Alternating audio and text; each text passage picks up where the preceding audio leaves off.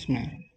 Assalamualaikum warahmatullahi wabarakatuh. Perkenalkan, nama saya Miftah Luda dengan NIM 202053159. Di sini saya akan mencoba untuk mempresentasikan yaitu tentang analisa data kuantitatif ya. Nah, di sini bagian 1. Saya lanjutkan.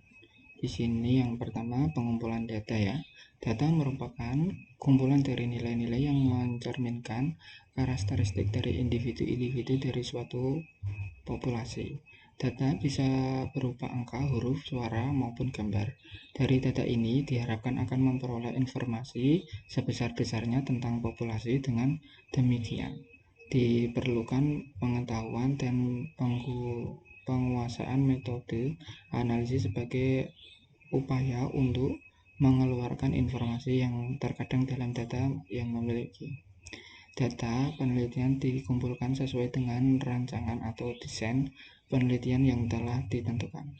Data tersebut diperoleh melalui pengamatan, percobaan maupun pengukuran gejala yang diteliti. Data-data yang dikumpulkan merupakan pernyataan fakta mengenai objek yang diteliti. Pada dasarnya, data dapat dikelompokkan pada beberapa macam jenis dan bagian. Saya lanjutkan di sini jenis data menurut cara memperolehnya. Yang pertama di sini ada data primer, yang kedua ada data sekunder ya. Untuk data primer adalah data yang diambil langsung dari objek penelitian atau merupakan data yang berawal dari sumber asli atau pertama ya. Untuk data sekunder adalah data yang tidak didapatkan secara langsung dari objek penelitian, melainkan data yang berasal dari sumber yang telah dikumpulkan oleh pihak lain. Oke, saya lanjutkan.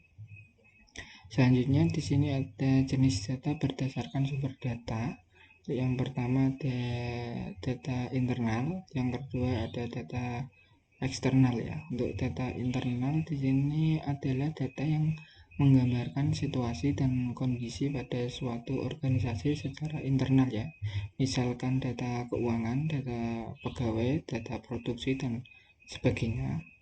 Untuk data eksternal adalah data yang menggambarkan situasi serta kondisi yang ada di luar organisasi.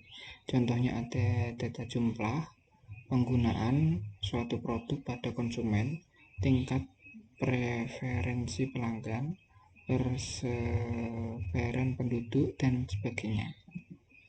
Di sini selanjutnya ada klasifikasi data berdasarkan jenis datanya ya. Yang pertama ada data kuantitatif, yang kedua ya di sini juga ada kualitatif ya. Untuk data yang pertama di sini data kuantitatif adalah data yang dipaparkan dalam bentuk angka-angka, misalnya adalah jumlah pembeli pada saat menjelang Hari Raya Idul Fitri, tinggi badan mahasiswa MTI dan lainnya. Untuk data yang kedua di sini data kualitatif adalah data yang disajikan dalam bentuk kata-kata yang mengandung makna. Contohnya seperti persepsi konsumen terhadap botol air minum dalam kemasan. Anggapan para ahli terdapat bencana alam yang terjadi di Indonesia dan lainnya. Selanjutnya di sini pembagian jenis data berdasarkan sifat data. Data deskripsi adalah data yang nilainya adalah bilangan asli, contohnya nilai mata uang rupiah dari waktu ke waktu dan lain sebagainya. Yang kedua ada data kontinu. Data kontinu adalah data yang nilainya ada pada suatu interval tertentu atau beberapa pada nilai yang satu ke nilai yang lain. Contohnya penggunaan kata sekitar, kurang lebih, kira-kira dan sebagainya. Dinas Penilaian Daerah mengimpor bahan baku pabrik pupuk kurang lebih 850 ton. Selanjutnya di sini ada jenis data menurut waktu pengumpulannya. Yang pertama ada data cross ya, yang kedua ada data series atau berkala. Yang pertama data cross adalah data yang menunjukkan titik waktu tertentu, contohnya laporan keuangan per 31 Desember 2006, data pelanggan PT PLN bulan April 2006 dan lain sebagainya. Untuk yang kedua, data berkala adalah data yang datanya menggambarkan suatu dari waktu ke waktu atau periode secara historis, contohnya data time series dan data perkembangan nilai tukar rupiah terhadap dolar Amerika pada tahun 2005 sampai 2006. Selanjutnya, metode observasi merupakan salah satu cara yang bisa digunakan untuk mengumpulkan data. Metode observasi ini biasanya digunakan untuk mengetahui perilaku masyarakat secara detail. Ada beberapa keunggulan observasi ya jika dilakukan untuk mengumpulkan data dalam penelitian. Di antaranya adalah sebagai berikut ya.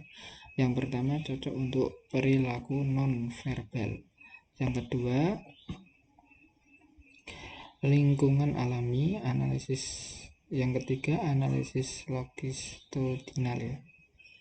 Di sini kelemahan metode observasi, untuk kelemahan di sini ya. Sementara itu, observasi juga memiliki beberapa kelemahan, di antaranya yang pertama kurang terkendali, yang kedua sulit dikuantifikasikan ya. Yang ketiga, peneliti memberi skor terhadap pendapat yang diberikan. 4. Ukuran simpel kecil ya. Ini ada datanya ya, bisa dibaca. Ini kelanjutannya. Ini juga ada tabel-tabelnya ya. Selanjutkan, di sini juga ada grafik, bisa dilihat sama-sama. Nah, ini juga selanjutkan. Nah, ini juga. Ini modusnya ya. Ini grafiknya. Ini letaknya. Nah, bisa kita lihat ya. Berikut ini merupakan data kuantitatif ya. Nah, bisa kita lihat sama-sama. Kurang lebih seperti ini presentasi dari saya. Kurang lebihnya mohon maaf. Saya akhiri. Wassalamualaikum warahmatullahi wabarakatuh.